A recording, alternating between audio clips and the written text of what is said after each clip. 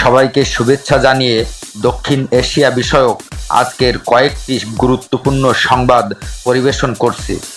বাংলাদেশের কোটা বিরোধী আন্দোলন সম্পর্কে যা বললেন শিক্ষামন্ত্রী।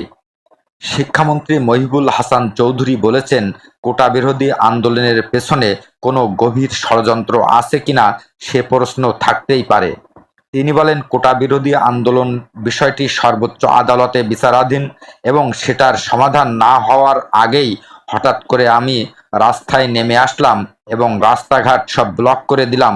স্বাভাবিকভাবেই আমাদের এতে প্রশ্ন থাকতেই পারে, এর পেছনে কোনো গভীর ষড়যন্ত্র আছে কি না। আজ ঢাকা রিপোর্টার্স ইউনিট ডিআরডিইউ এর সদস্যদের সন্তানদের মধ্যে এসএসসি এবং এইচএসসি পরীক্ষার জিপিএ 5 প্রাপ্ত কৃতী শিক্ষার্থীদের সংবর্ধনা এবং বৃত্তি প্রদান অনুষ্ঠানে প্রধান অতিথির বক্তৃতায় শিক্ষামন্ত্রী এইসব কথা বলেন। চলমান কোটাবিরোধী আন্দোলন বিষয়ে মহিবুল হাসান চৌধুরী বলেন, আইনের শাসনের প্রতি আমাদের অবশ্যই শ্রদ্ধাশীল থাকতে হবে। এটা যেহেতু উচ্চ আদালতে এখনো বিচারাধীন বিষয় এবং এ বিষয়ে ভবিষ্যতে সুনির্দিষ্ট কোনো রায় আমাদের সর্বোচ্চ আদালত দেবে, তাই এটা নিয়ে মন্তব্য করাটা আদালত অবমাননার শামিল হবে। আদালতের রায় আসার পর নির্বাহী বিভাগ বিষয়টি দেখতে পারে বলে তিনি উল্লেখ করেন।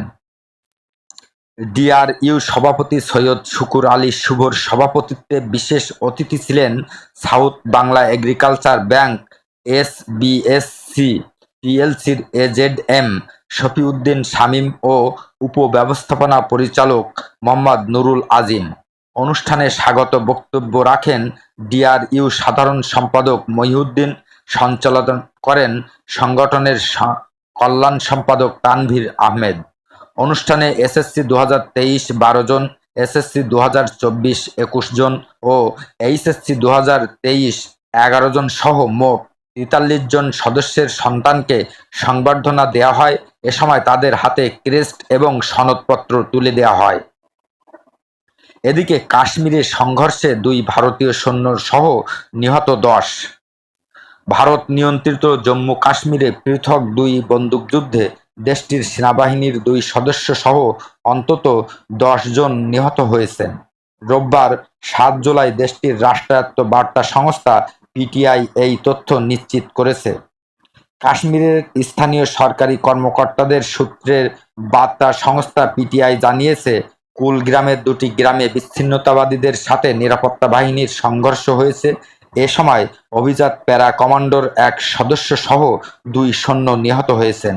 এছাড়া নিরাপত্তা বাহিনীর সাথে সংঘর্ষে 8 বিচ্ছিন্নতাবাদীও নিহত হয়েছেন। হিমালয় অঞ্চলে ভারতের নিয়ন্ত্রিত জম্মু ও কাশ্মীরকে নিজেদের ভূখণ্ড বলে দাবি করে পাকিস্তান। 1989 সালে জম্মু কাশ্মীরে ভারত বিরোধী বিচ্ছিন্নতাবাদী আন্দোলন শুরু হওয়ার পর ওই অঞ্চলে অসংখ্যবার সহিংসতা ঘটেছে।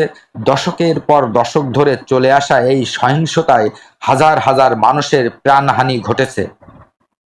তবে সাম্প্রতিক বছরগুলোতে জম্মু কাশ্মীর উপত্যকায় সহিংসতার ঘটনা অনেকটা কমে এসেছে। এদিকে চীনা গুপ্তচর জাহাজকে নোঙরের অনুমতি শ্রীলঙ্কার, চিন্তায় আছে ভারত। ভারতের উদ্বেগ বাড়িয়ে নিজেদের বন্দরে চীনা নজরদারি জাহাজ ভেড়ানোর অনুমতি দিচ্ছে শ্রীলঙ্কা। গত বছর ভারত সরকারের আপত্তির কারণে চলতি বছরের জানুয়ারিতে চীনা জাহাজের উপর বিধিনিষেধ জারি করেছিল এই দ্বীপ রাষ্ট্রটি। এবার সেই বিধিনিষেধ প্রত্যাহার করা হয়েছে। এই প্রসঙ্গে শ্রীলঙ্কার বিদেশমন্ত্রী আলী সাবরির বিবৃতিতে প্রকাশ্যে এসেছে। তিনি জানিয়েছেন, আলাদা আলাদা দেশের জন্য আলাদা আলাদা নিয়ম কখনোই প্রযোজ্য হতে পারে না। অন্য দেশকে অনুমতি দিয়ে আমরা চীনকে বাধা দিতে পারি না। সংবাদ মাধ্যম দ্য হিন্দুর প্রকাশিত প্রতিবেদন অনুযায়ী শ্রীলঙ্কার পররাষ্ট্রমন্ত্রী আলী সাবরি জানান, আগামী বছর থেকে নিজেদের বন্দরে বিদেশি নজরদারি জাহাজকে প্রবেশের অনুমতি দেবে প্রশাসন। সম্প্রতি জাপান সফরে যাওয়ার সময় সেখানকার সংবাদ মাধ্যমকে দেয়া সাক্ষাৎকারে সাবরি বলেন, নিয়ম একটাই হওয়া উচিত। চীনের জন্য এক নিয়ম ও বাকি দেশের জন্য অন্য নিয়ম, এটা হতে পারে না। আমরা কারো পক্ষ নিতে পারি না। তাছাড়া চীনের এই সমীক্ষাকারী জাহাজ সমুদ্রে জরিপের কাজ, ডেটা সংগ্রহ এবং বিশ্বের বাকি অংশের সাথে সেই তথ্য ভাগ করে বাণিজ্যিকভাবে তা কাজে লাগানোর সুযোগ দেবে। এর সুফল শ্রীলঙ্কাও পাবে। যদিও ভারতের সন্দেহ, সমীক্ষার নামে আসলে গুপ্তচর বৃত্তির কাজ করবে চীনা এই জাহাজ। উল্লেখ্য, গত বছর শ্রীলঙ্কার বন্দরে ঘাঁটি গেড়েছিল চীনের নজরদারি জাহাজ ইউয়ান ওয়াং 5। এই ঘটনার বিরুদ্ধে সরব হয় ভারত সরকার। কার্যত ভারতের চাপেই শেষ পর্যন্ত চীনা জাহাজকে ফেরাতে বাধ্য হয় শ্রীলঙ্কা সরকার। এবার দ্বীপরাষ্ট্রটি সেই নিষেধাজ্ঞা তুলে নেয়ায় নতুন করে উদ্বেগ বাড়ছে ভারতের। রাজনৈতিক মহলের দাবি, ধীরে ধীরে চীনের সাথে ঘনিষ্ঠতা বাড়াতে শুরু করেছে শ্রীলঙ্কা। গত বছরের মে মাসে চায়না মার্চেন্ট গ্রুপ কলম্বো বন্দরে $400 মিলিয়ন বিনিয়োগের ঘোষণা করেছিল। 2022 সালে দেউলিয়া হওয়ার পর এটিই শ্রীলঙ্কার প্রথম বড় বিদেশি কোনো বিনিয়োগ। সেই সূত্র ধরেই চীনা ঘনিষ্ঠতা বাড়াচ্ছে দ্বীপরাষ্ট্রটি। বলে রাখা ভালো, শ্রীলঙ্কার হাম্বানটোটা বন্দর চীনা ঋণে তৈরি। সেই বিপুল পরিমাণের অর্থ ফেরত দিতে না পারায় বন্দরটি 99 বছরের জন্য বেইজিংকে লিজ দিয়েছিল কলম্বো। ভারতের উদ্বেগ, এই সুযোগ কাজে লাগিয়ে সেখানে সামরিক ঘাঁটি তৈরি করবে চীন। এদিকে পাকিস্তানের বিরোধী দলীয় নেতার বিরুদ্ধে গ্রেপ্তারি পরোয়ানা জারি। পাকিস্তান তেহরিক-ই-ইনসাফ পিটিআই মহাসচিব ও ন্যাশনাল অ্যাসেম্বলিতে বিরোধী দলীয় নেতা ওমর আইয়ুবের বিরুদ্ধে গ্রেপ্তারি পরোয়ানা জারি করেছে ইসলামাবাদের একটি আদালত। শনিবার 6 জুলাই ইসলামাবাদের সারগোধার সন্ত্রাসবিরোধী আদালত এই পরোয়ানা জারি করেছে। বিষয়টি স্বয়ং বিরোধী দলীয় নেতা ওমর আইয়ুব নিশ্চিত করে সামাজিক যোগাযোগ মাধ্যম এক্স পোস্টে লেখেন, কর্তৃপক্ষ আমার বিরুদ্ধে গ্রেপ্তারি পরোয়ানা জারি করেছে। তারা আমাকে গ্রেপ্তার করতে মরিয়া হয়ে পড়েছে, আর আমি এর নিন্দা জানাচ্ছি। তিনি আরও লিখেছেন, গ্রেপ্তারি পরোয়ানাটি জামিনযোগ্য ধারার হওয়া সত্ত্বেও কিছুক্ষণ আগে মিয়ানওয়ালি ও ইসলামাবাদ পুলিশ আমাকে গ্রেপ্তার করতে আমার ইসলামাবাদের বাড়িতে অভিযান চালিয়েছে। তিনি কর্তৃপক্ষের নিন্দা করে বলেছেন, আমরা সন্দেহাতীতভাবে সবার কাছে প্রমাণ করব বর্তমানে পাকিস্তানে আইনের শাসন নেই। পাশাপাশি পিটিআই প্রতিষ্ঠাতা ইমরান খান ক্ষমতায় ফিরে না আসা পর্যন্ত তার দল সংগ্রাম চালিয়ে যাবে বলেও এই নেতা প্রতিশ্রুতি দিয়েছেন।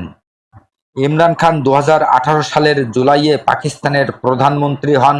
4 বছরের মাথায় 2022 সালের এপ্রিলে পার্লামেন্টে বিরোধী দলীয়দের আনা অনাস্থা ভোটে ক্ষমতাচ্যুত হন তিনি।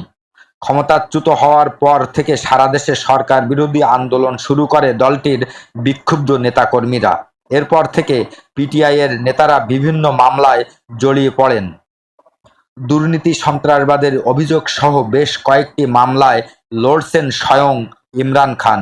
কারাগারে থাকলেও পাকিস্তানে ইমরান খান ও তার দলের বিপুল জনপ্রিয়তা রয়েছে। দুর্নীতি মামলায় 2023 সালের 9 মে ইসলামাবাদ হাইকোর্ট প্রাঙ্গণ থেকে পাকিস্তানের সাবেক প্রধানমন্ত্রী ইমরান খানকে গ্রেপ্তার করা হয়েছিল। ওই দিন তাকে টেনে হিঁচড়ে নেয়ার ঘটনায় পাকিস্তানে তীব্র প্রতিক্রিয়া হয়। এমন প্রতিক্রিয়া এর আগে আর কখনো দেখেনি এই দেশটি।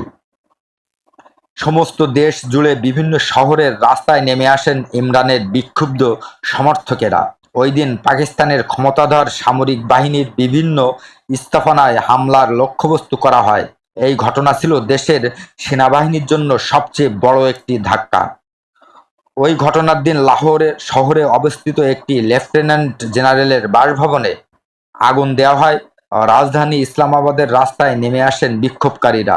তারা সড়কের চিহ্নগুলো খুলে ফেলেন, আগুন জ্বালান, ইট পাথর ছোড়েন। ভাঙচুর করা হয় বহু সামরিক স্মৃতিস্তম্ভে। এর জেরে অসংখ্য নেতাকর্মীকে গ্রেপ্তার করা হয়, কয়েকজন দল ত্যাগও করেছেন। পিটিআই নেতাদের দাবি, তাদের নেতাকর্মীদের বিরুদ্ধে হওয়া মামলাগুলো ভিত্তিহীন। তারা সরকারের রাজনৈতিক নির্যাতনের শিকার হচ্ছেন। আজকের এই সম্পর্কিত সংবাদ এখানেই শেষ করছি।